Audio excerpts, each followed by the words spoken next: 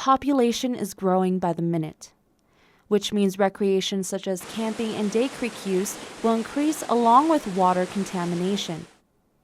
In the small town of Sedona, located in Arizona, one main attraction is Oak Creek, a majestic river that runs 47 miles south of Flagstaff.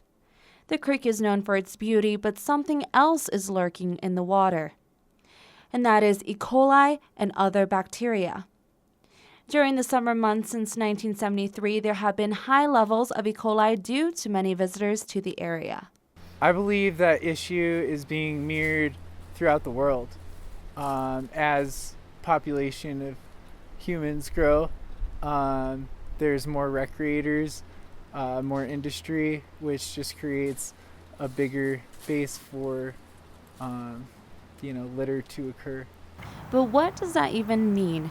According to the Center for Disease Control and Prevention website, E. coli is a bacteria found in the environment, foods, and intestines of people and animals, as well as litter. Although this bacteria can be harmless at times, it can also cause serious conditions, such as diarrhea or kidney disease. The Oak Creek Watershed Council has made it their focus to decrease the levels of E. coli to prevent people from getting sick. So the main goal of the Oak Creek Watershed Council is to reduce E. coli in Oak Creek. Since about 1973, we've had an E. coli issue in Oak Creek, which comes from fecal bacteria. And the main cause of that is so many people come here, a lot of people leave trash. It actually attracts animals like skunks and raccoons down by the water. Then they go to the bathroom, that gets in the water, and then pretty soon people can get sick from the high levels of fecal bacteria. So our main goal is to reduce that amount of trash, which would in turn reduce the amount of E. coli that we see down in the creek. Right now, folks feel like it's okay to get up behind those bushes and do their business defecating on the side of the creek. And what that means is the next time it flows, all of that waste material gets into the water and impairs our water quality. There are also other factors that could be affected. According to CINA, it only takes 1 gram of feces to put 235 million colony-forming units of E. coli into the water. This also leads to the bacteria becoming an indicator for more serious bacteria that could get people sick, such as Cryptosporidium and Giardia.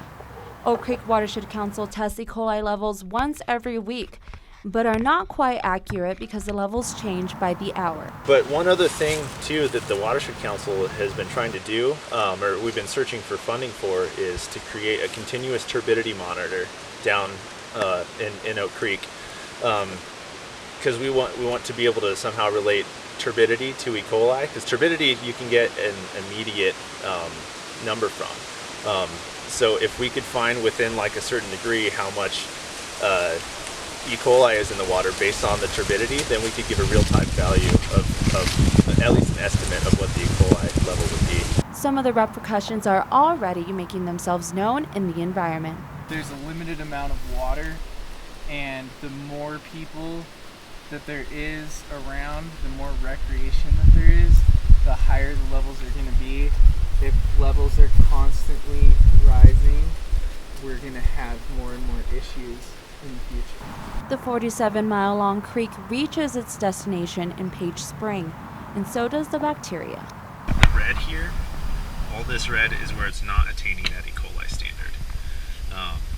And so this is where the spring actually comes out, feeding Oak Creek. And so you can see not very long after that it stops meeting that standard. Basically because all the stuff from up here and like those camping areas that I talked about earlier are washing down into Pump House Wash, which is this blue line right here. So when it rains, that's all coming down here and meeting with Oak Creek and just polluting it all the way down. Each year, hundreds of thousands of people visit Oak Creek. If 0.1% of them litter, that adds up to thousands of pounds of trash and water contamination. To reduce the levels during the summer, the council asked for volunteers that will help them collect trash and even dog poop. So all of that is coming from washes that are miles away from the creek, and they're eventually washing into the creek. And if all those areas are filled with dog poop, all that poop is getting into the washes and concentrating in the soil, and then the soil eventually ends up getting into the creek. So, and there's hundreds of miles of trails all throughout Sedona, so all of that is contributing to. Those are eroded away areas that'll just be washing right downstream. Along with many projects, one in particular is pinpointing a major contributor to E. coli from a nearby hill.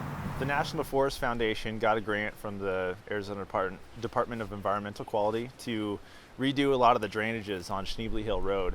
And that kind of impacts us because since, like I mentioned earlier, the soil and sediments going into the creek is a huge part of that E. coli issue. And so since there aren't proper drainages on the Schneebly Hill Road, that's creating a lot of erosion and a lot of sedimentation into Oak Creek. So the National Forest Foundation they're going through and they're going to be redoing a lot of those drainages on Schneebly Hill Road because it's pretty bad at this point with a lot of exposed culverts and blocked drainages and everything. But we'll be taking photo point monitoring of those areas just to determine how successful these new drainages will be at reducing the amount of erosion and kind of sediment loading that we see on the creek from Schneebly Hill Road. Until visitors realize the impact they have on the environment, levels along with other environmental issues such as global warming will continue to increase.